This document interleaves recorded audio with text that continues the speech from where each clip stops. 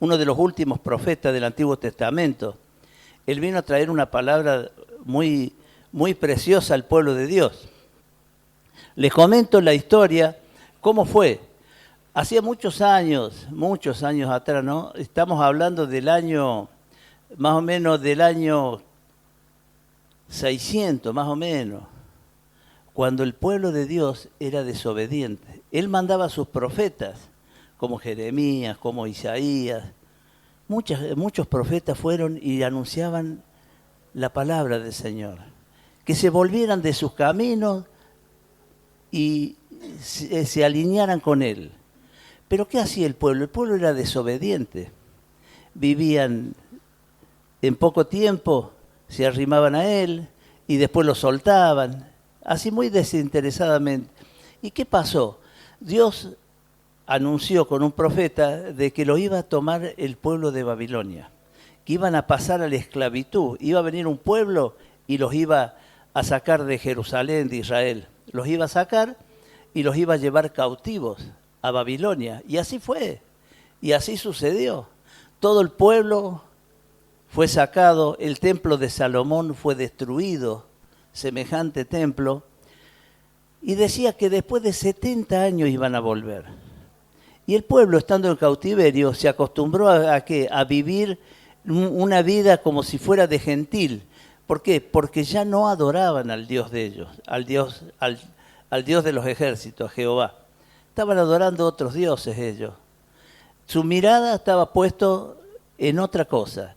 Ya vivían de otra manera, vivían en la esclavitud, en las cosas que no se acercaban a Dios. ¿Y qué sucede? Ese pueblo que estaba ahí, esa gente, digamos, que esos creyentes, imagínense, 70 años, ¿cuántos se habían ido ya? Y los chicos, a lo mejor que lo habían sacado de chico, claro, habían conocido el templo de Salomón, habían conocido la vida de Jerusalén, de Israel, y ese pueblo sabía que era el pueblo elegido por Dios, que era el pueblo de Dios. Pero ahí, en ese lugar, en la esclavitud, fue cambiando la forma de pensar.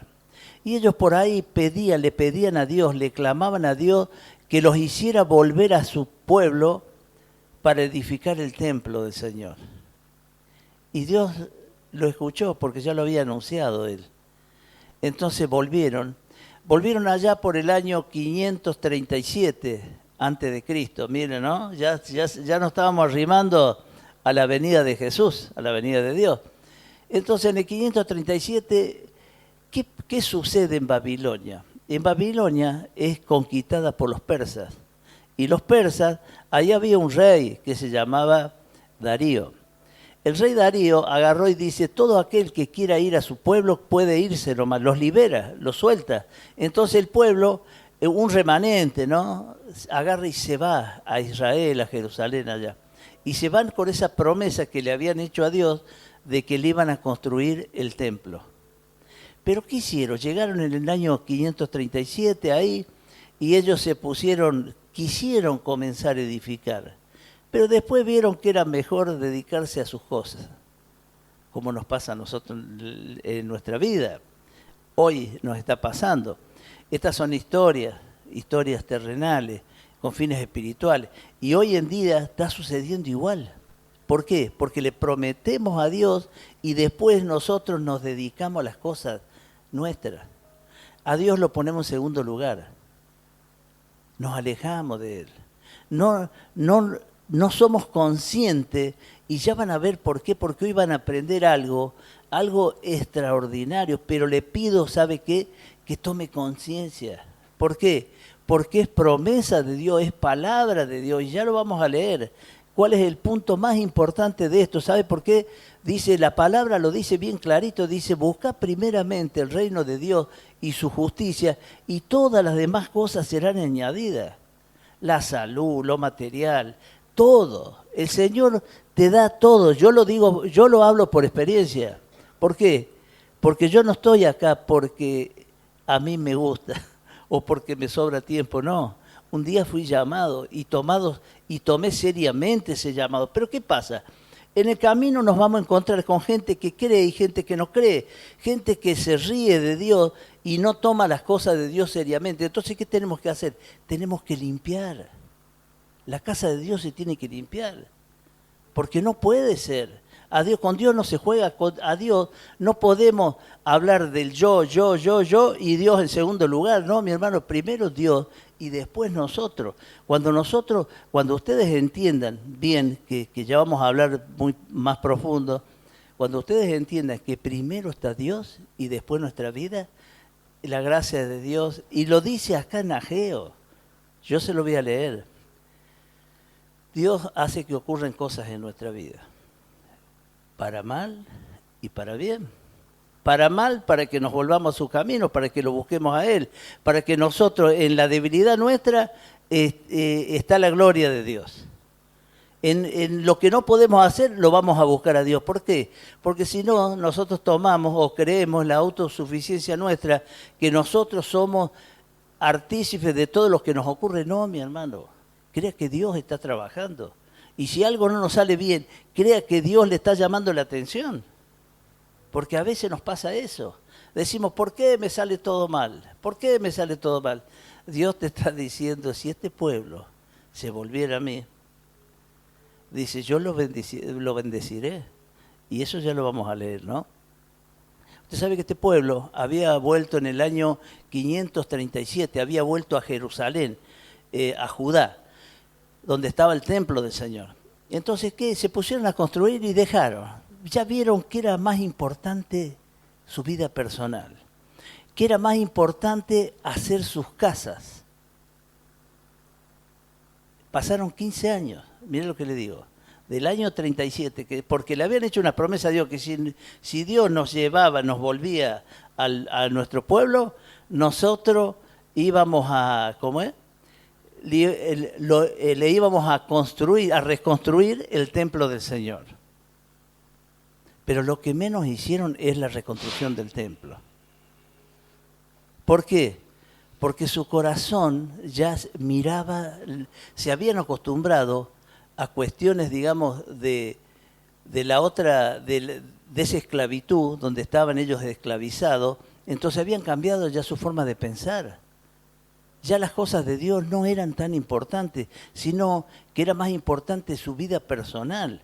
¿Qué hicieron ellos? Se pusieron a construir sus casas, sus cosas, traían materiales de quién sabe dónde, porque era un lugar que ya había, si bien había bosques en ese lugar, ya había sido todo, digamos, talado. ¿Por qué? Por todos los que habían vivido y habían pasado por ahí. Entonces, ¿qué hizo? ¿Qué hicieron ellos? Ellos construían sus casas, sus cosas, estaban mirando y habían pasado 15 años y Dios los esperaba. Y Dios los miraba, los observaba.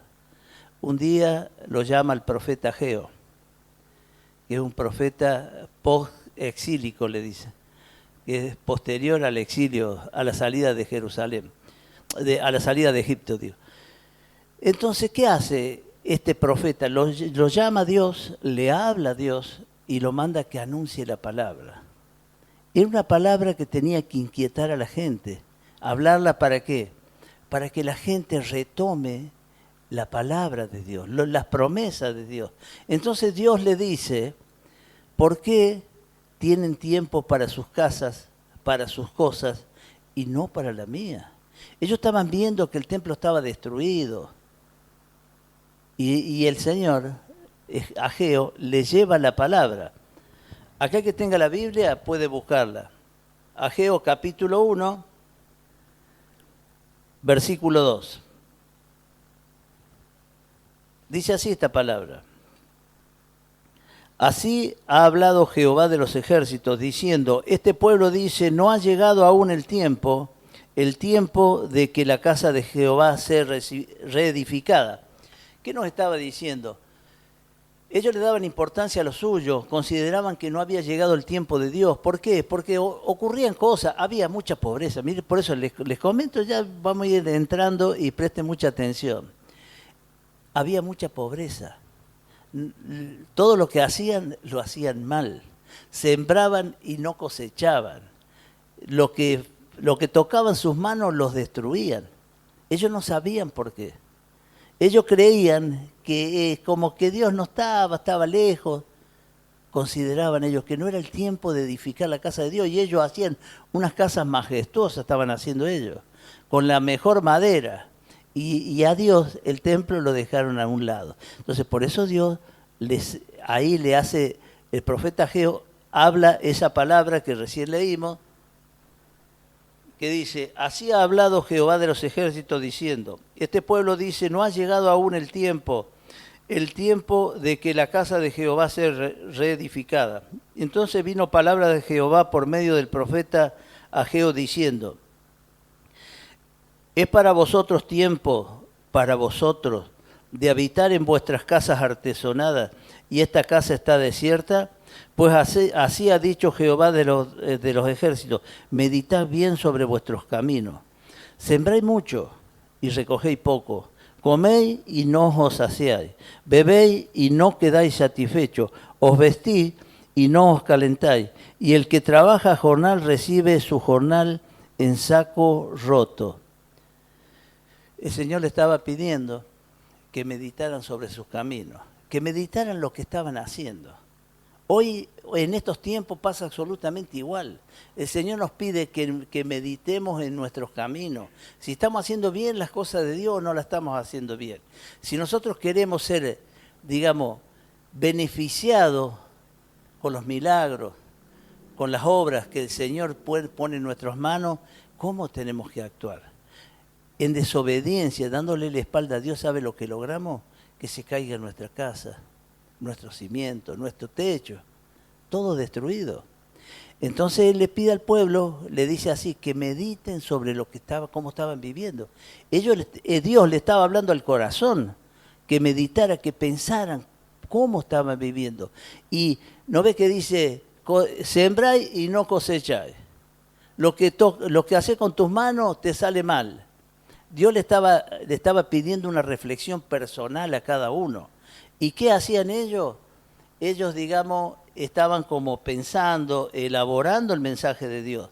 Así ha dicho Jehová de los ejércitos: meditad sobre vuestros caminos. Subí al monte, ahí los manda a trabajar. Le dice: subí al monte, traed madera y reedificad mi casa. Y pondré en ella mi voluntad y seré glorificado. ¿Ve? Cuando nosotros buscamos de Dios, Dios dice: y pondré mi gloria entre ustedes. Pondré mi vida. Los ayudaré, el Señor le está diciendo que ellos deberían comenzar a trabajar. ¿Para qué? Para recibir de Dios. Nosotros a veces nos alejamos de Dios. Estamos lejos de las cosas de Dios. ¿Por qué? Porque le damos importancia a nuestras cosas. Más importancia a nuestra vida, a nuestro, sí, yo entiendo que hay situaciones, porque hoy en día ha cambiado mucho los tiempos de trabajo. Como sé, yo tengo días de trabajo también, los días domingos, que trabajo, y bueno, eso digamos, es doloroso, ¿no? Doloroso, pero ¿qué pasa? Está justificado, porque es un trabajo. El trabajo digamos, dice, ganarás el pan con el sudor de tu frente. Entonces, si estamos trabajando bien, tenés una enfermedad, bien, está justificado delante de Dios. Pero no la persona haragana, la persona que prefiere no darle importancia a las cosas de Dios, que sus pensamientos están lejos de la obra de Dios. Dice: buscáis mucho y halláis poco, y encerráis en casa, y yo lo disiparé de un soplo. ¿Por qué? Dice Jehová de los ejércitos: por cuanto mi casa está desierta y cada uno de vosotros corre a su propia casa. Nos está hablando muy claro el Señor. Nosotros muchas veces corremos a nuestras casas. ¿Qué es nuestra casa? Nuestras cosas, nuestro trabajo, nuestras cosas. Le quitamos el tiempo para el Señor. Si uno tiene un trabajo, bueno, tiene que respetar los horarios. No puede presentarse a la iglesia, bien, está justificado. Pero a veces, porque salimos una noche, al otro día no vamos a la iglesia. Yo lo felicito a Daniel, porque Daniel trabaja de noche y él el día domingo está acá. Y él sale a las 6 de la mañana, más o menos. 7:30 de la mañana, mire. ¿Pero qué? Eso es un espíritu que realmente adora a Dios. ¿Por qué? Porque él está convencido de que las cosas de Dios son buenas. Todos deberíamos pensar así, de esa forma.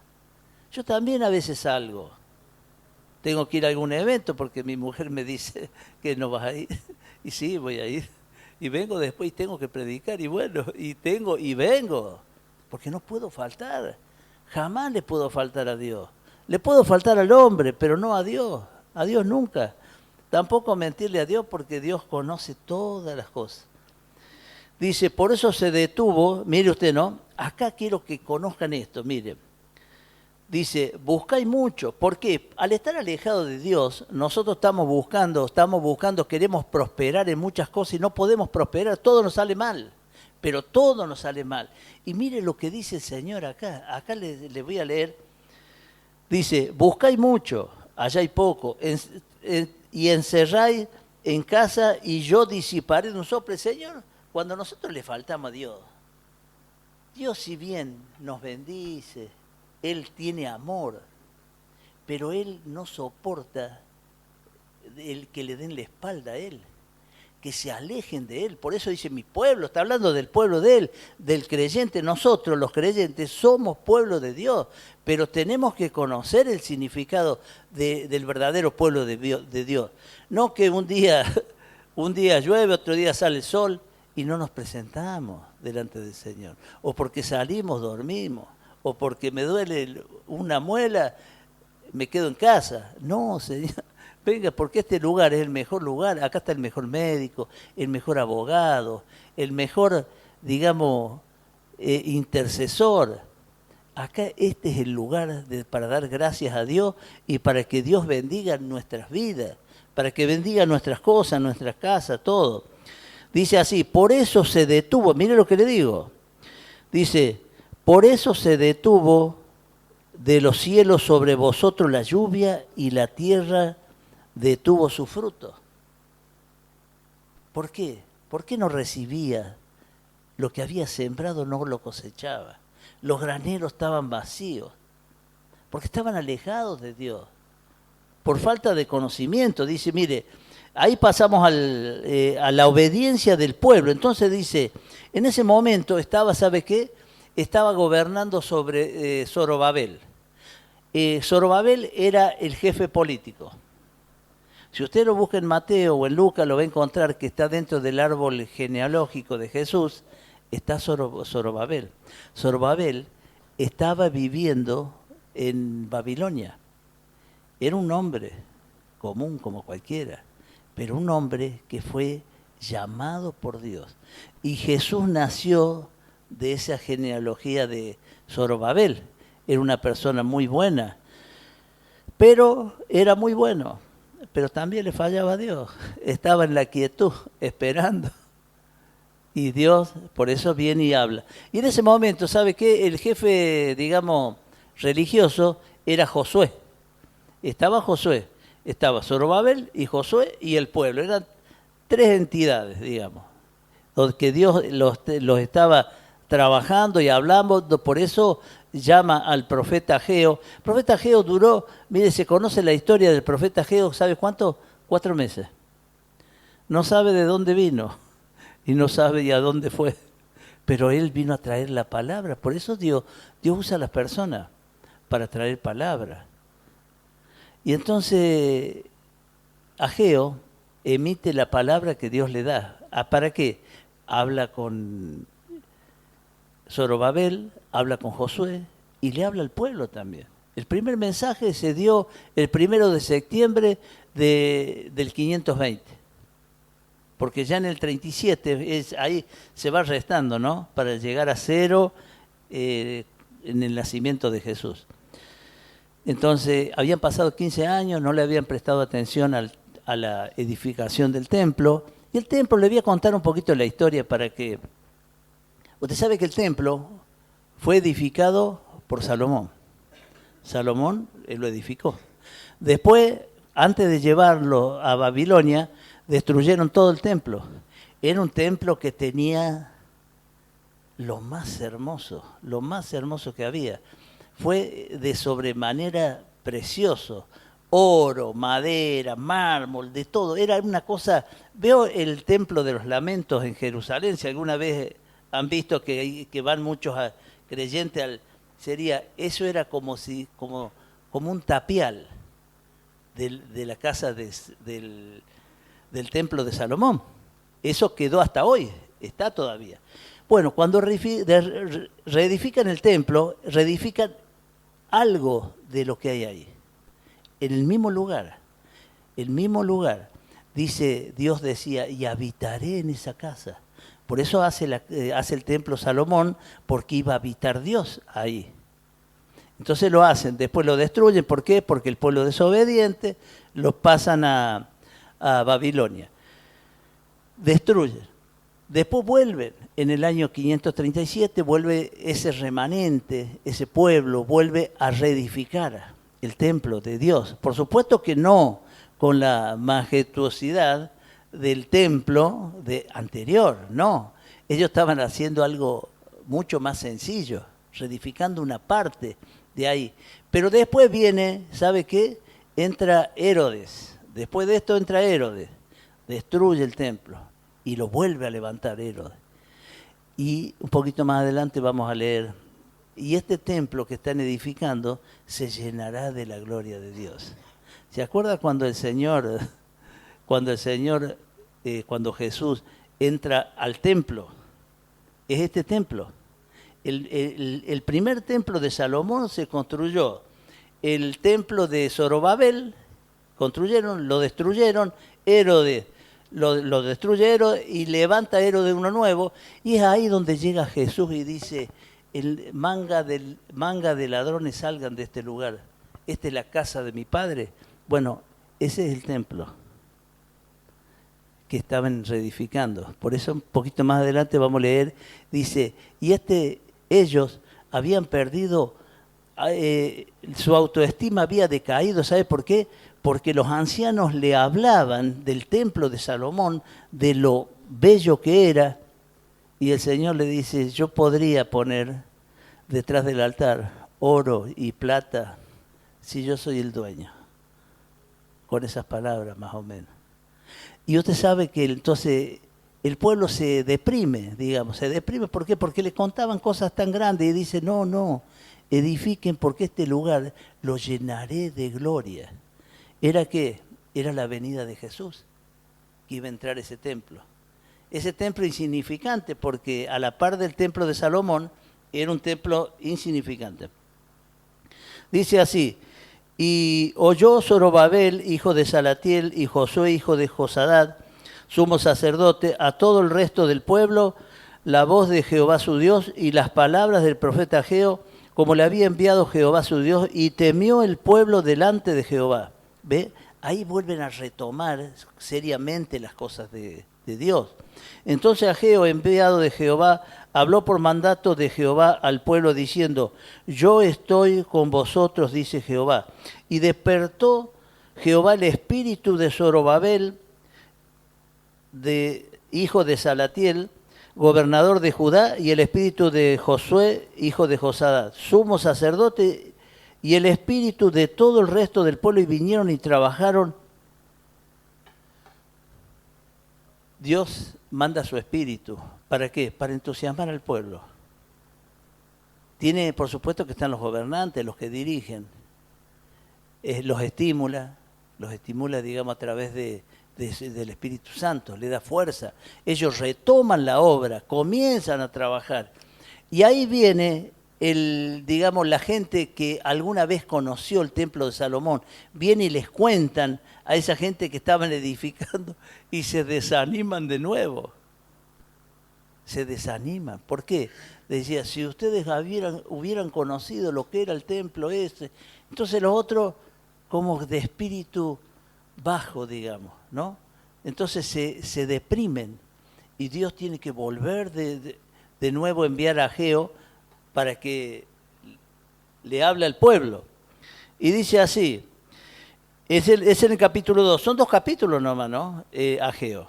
Dice así, en el mes séptimo, a los 21 días del mes, vino palabra de Jehová. Ya el día 1 de septiembre ya había enviado un mensaje. Ahora le enviaba otro mensaje a los 21 días. Le mandaba otro mensaje. Son 3 mensajes que le manda. Y el otro se lo manda el otro mes. Dice así, habla ahora a Zorobabel, hijo de Salatiel, gobernador de Judá, y a Josué, hijo de Josadán, sumo sacerdote.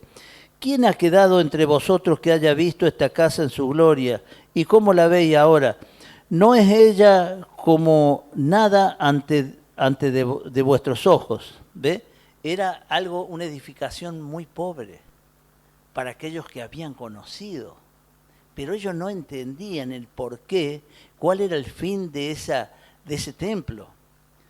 Dice, pues ahora Zorobabel, esfuérzate, y dice Jehová, esfuérzate. También Josué, hijo de Josadá, sumo sacerdote, y cobra ánimo, pueblo todo de la tierra, dice Jehová, y trabajad, porque yo estoy con vosotros, dice Jehová de los ejércitos. Según el pacto que hice con vosotros cuando salisteis de Egipto, así mi espíritu estará en medio de vosotros. Dios siempre está al lado de su pueblo, siempre, al lado de sus hijos, aquellos que aman su palabra, aquellos que creen y que esperan y confían en Él. Por eso tenemos que aprender a confiar en el Señor y aprender a esperar en el Señor, porque Él es dueño de todas las cosas, ¿no? Dice, mía es la plata y mío es el oro, dice Jehová de los ejércitos.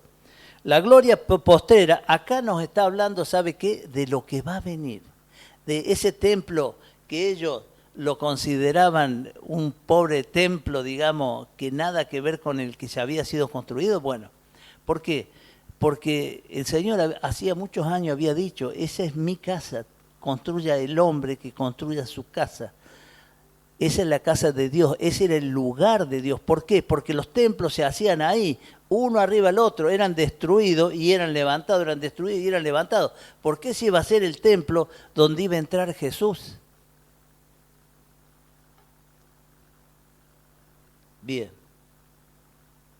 Dice así, la gloria postrera de esta casa será mayor que la primera. El templo de Salomón fue algo majestuoso, algo tremendo, algo muy hermoso, muy admirado, algo que nunca había ocurrido, digamos, esa construcción tremenda que hicieron. Pero decía así, dice, la gloria postrera de esta casa será mayor que la primera. Ha dicho Jehová de los ejércitos, y daré paz en este lugar, dice Jehová de los ejércitos. ¿Quién era la paz? Es Jesús. Por eso iba a entrar la gloria de Dios ahí, a ese lugar. Y lo iba a llenar de paz y de amor. Dice, la santidad contra la inmundicia. Bueno, acá vamos a hablar un poquito, ¿sabe qué? Cómo se contamina el espíritu. El Señor nos enseña acá, dice así. Dice, vino palabra de Jehová por medio del profeta Ageo diciendo, así ha dicho Jehová de los ejércitos. Pregunta ahora a los sacerdotes acerca de la ley, diciendo, si alguno llevare carne santificada en la falda de su ropa, y con el vuelo tocar el pan o la vianda, o vino, o aceite, o cualquiera otra comida, será santificada. Le respondieron los sacerdotes, no. ¿Qué le estaba diciendo? Que él, por más que tenga algo santificado, y si el vuelo de su ropa tocara cualquier cosa, no iba a ser nunca santificado. ¿Por qué? Porque las cosas santificadas, mire lo que yo le voy a enseñar. Vamos a poner un ejemplo. Yo tengo un vaso de agua limpia y un vaso de agua turbia, sucia, va. Si yo le pongo agua turbia a la limpia, ¿qué hago? La estoy contaminando. Si yo pongo agua limpia en el vaso donde está contaminado, la estoy contaminando. Él está hablando del espíritu nuestro espíritu. Por eso cuando le digo yo, cuando yo escribo, que le pongo, cuida cómo hablas, cuida cómo oyes. ¿Qué nos está diciendo el otro espíritu? ¿De qué nos está hablando? ¿Nos está hablando de cosas buenas? Porque contaminan el espíritu. Yo siempre le hablo a la gente y le digo, tengan cuidado, porque si nos juntamos con gente que no es, dice que los de desigual yugo, que no se junten. La palabra lo dice claro. No dice que no los escuchemos, no.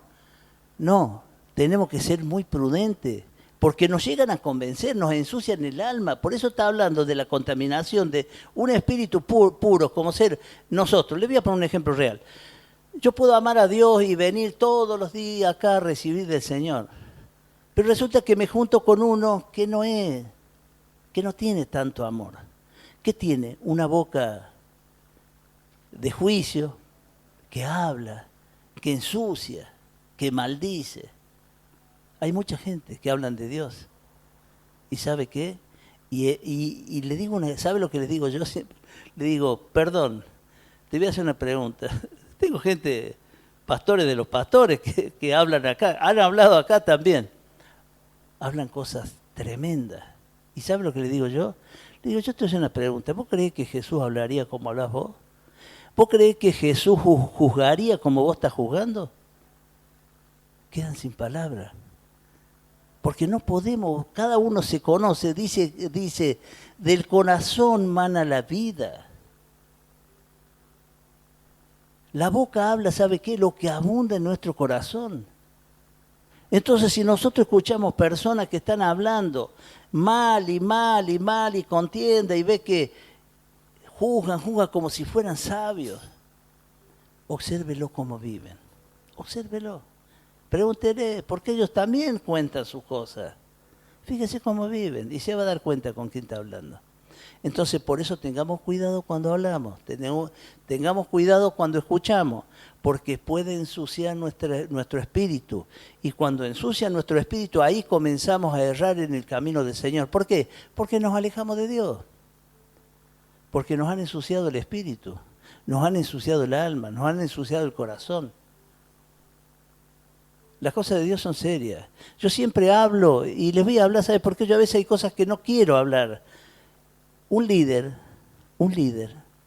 es una persona que tiene que tener una seria responsabilidad en las cosas de Dios, pero seria, responsable en hablar, responsable en hacer, estar siempre presente. ¿Por qué?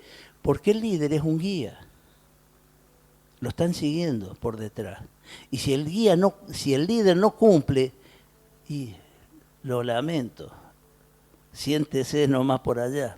No es lo mismo hablar de un oyente que hablar de un líder. Un líder tiene que ser comprometido, es lo mismo que un padre en una casa.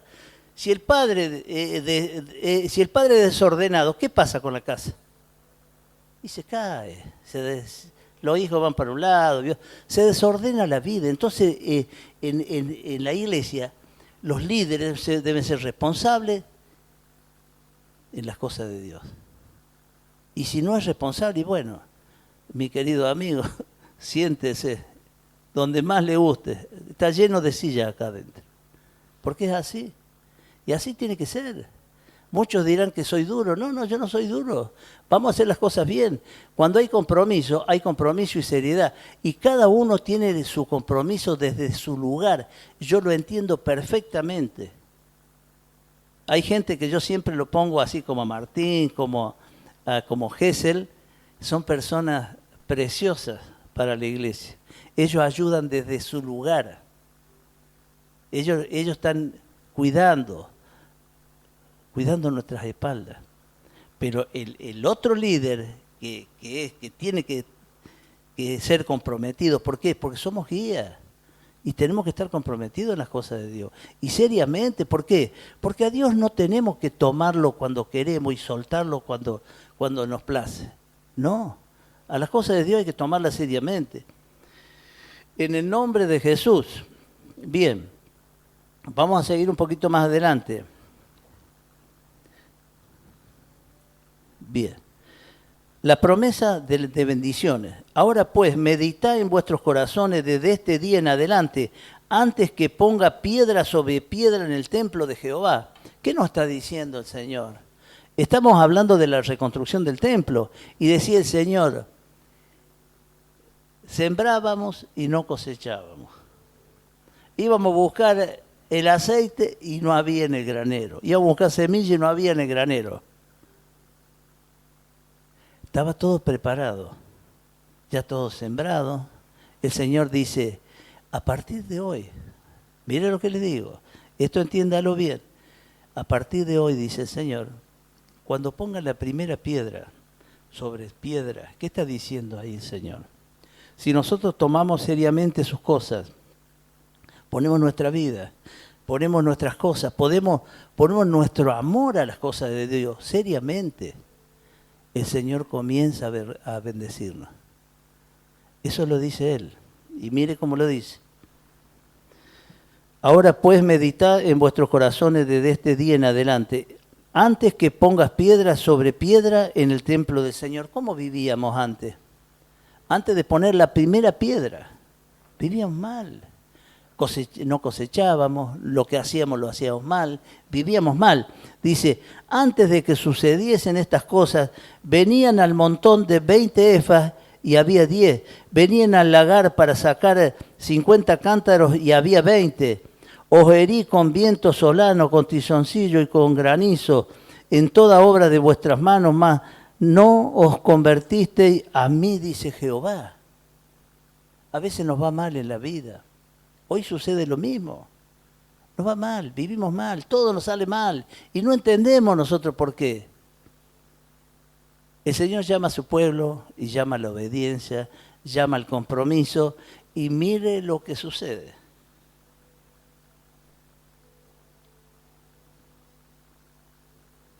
Dice, bueno, me falta este pedacito, ¿no? De lo que veníamos hablando. Dice, ¿no está aún la simiente en el granero? Ni la vid, ni la higuera, ni el granado, ni el árbol de olivo ha florecido todavía, mas desde este día os bendeciré, dice el Señor. Zorobabel escogido, bueno, sintetizando esto, es cuando nosotros tomamos seriamente las cosas de Dios, nuestra vida comienza a cambiar. Y cambiar para bien, porque Dios dice, yo los bendeciré. Cuando pongan piedra sobre piedra. ¿Qué quiere decir? Cuando pongamos nosotros entusiasmo en las cosas de Dios, seamos serios, trabajemos en la obra para la cual fuimos llamados. El Señor nos llamó ¿para qué? Para cumplir una obra. Es la obra de reedificar su casa. Esta es la casa del Señor. Uno la reedifican, ¿sabe qué? Con su presencia, buscando como pueblo de Dios. Y otros trabajando, por supuesto. Y mire lo que le digo. Acá, usted sabe que a Zorobabel le hace un anuncio.